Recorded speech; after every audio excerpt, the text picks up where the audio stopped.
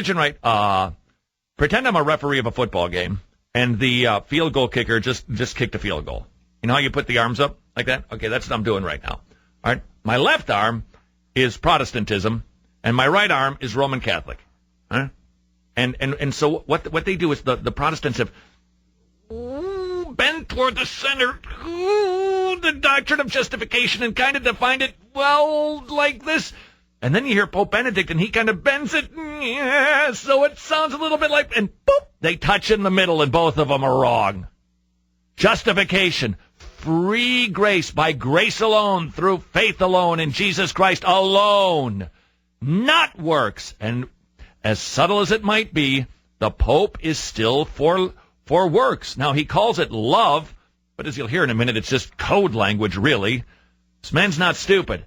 Because if we can understand what he was saying is justification by faith alone, then he better go read the Council of Trent, because they said this, canon number 1X. If anyone saith that by faith alone the impious is justified, let him be anathema. The Pope couldn't have said that, or he's anathema. He didn't. Close. Playing around with it. Wow, and we thought, though, the emergents were tricky with words. Canon 11. If anyone saith that men are justified either by the sole, here's the key word, imputation of the justice of Christ, or by the sole remission of sins, the thing I just said about 3 minutes ago, which would make me also anathema. It goes on, to the exclusion of the grace and the charity which is poured forth in their hearts. You see, that's that charity, works, doing things. They've got them mingled together because justification and sanctification are so woven together, and I don't know if it has ever been more blended and blurred than with this speech from Pope Benedict, where the doctrine of if you aren't listening with a keen ear, you miss it, but it's still a work-righteous system. Canon number 16. And I used to think that Latin wouldn't do me any good. If anyone saith that he will for certain of an absolute and infallible certainty have the great gift of perseverance unto the end, unless ye have learned this by special revelation, let him be anathema. So if you think that all of your sins have been forgiven, past, present, and future, and that you're not going to go to hell, you're anathema. 24. If anyone saith that the justice received is not preserved and also increased before God through good works, let him be anathema. That's it. That means you must work to go to heaven. That isn't works come out of love, works come out of justification. That's a part of it. And if they don't increase, you're not going. Now, we know as Protestants they will increase because we've been justified and the process of sanctification has started. Canon 26. If anyone saith that the just ought not for their good works done in God to expect and hope for an eternal recompense from God through his mercy and the merit of Jesus Christ, if so, be that they persevere to the end in well-doing and in keeping the divine commandments, let him be anathema. The Pope is not Protestant. Do not be confused. It is not crass. It is not crude work righteousness, but it is work righteousness nevertheless, and it is a damnable error. It is a damnable error.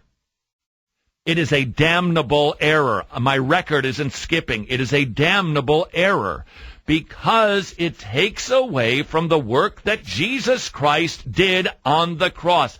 Anything. Crass, crude, subtle, slippery, whatever it is. Ephesians 2, 8, and 9, Rexella, so that nobody can boast. Canon 30. If anyone saith that after the grace of justification has been received, to every penitent sinner the guilt is remitted, and the debt of eternal punishment is blotted out, let him be anathema. You got to hang in there and keep working your way there. Canon 31. If anyone saith that the justified sins when he performs good works with a view to an eternal recompense, let him be anathema. Canon 32. If anyone saith that the good works for one that is justified are in such manner the gifts of God, and that they are not also the good merits of him that is justified. Merits, work. Nothing has changed. Otherwise, well, then we got to get the Pope baptized and get him to start listening to some Chris Tomlin and raise his hands. But that is simply not the case. Ligon Duncan jumped all over this also. Love is not an instrument. It is not a basis or a ground. It stems from. He makes it very clear. There was another fellow who wrote about. I've never heard of this guy. Maybe you've heard of him. Heidelblog, Lutheran. You ever heard about this Heidelblog? No. The Pope a Protestant is the question. I got to go snoop now. For us Protestants, charity is the fruit and evidence of justification. Is it so for Pope Benedict? If so, he's abandoned his own catechism and magisterial Roman dogma since 1547, the Council of Trent. He has not capitulated to Martin Luther.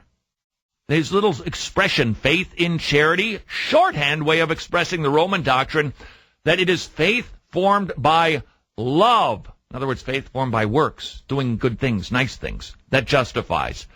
Faith justifies because it sanctifies. So the pontiff, the pope, knowing what he's doing is blurring the lines. Formed by love means made a reality by sanctification. It's a the fancy word is it's a synecdoche. It represents works. It represents all the graces that we have to do, all the things that must happen in order for us to be saved. So here, for instance, what must a Roman Catholic do to be saved?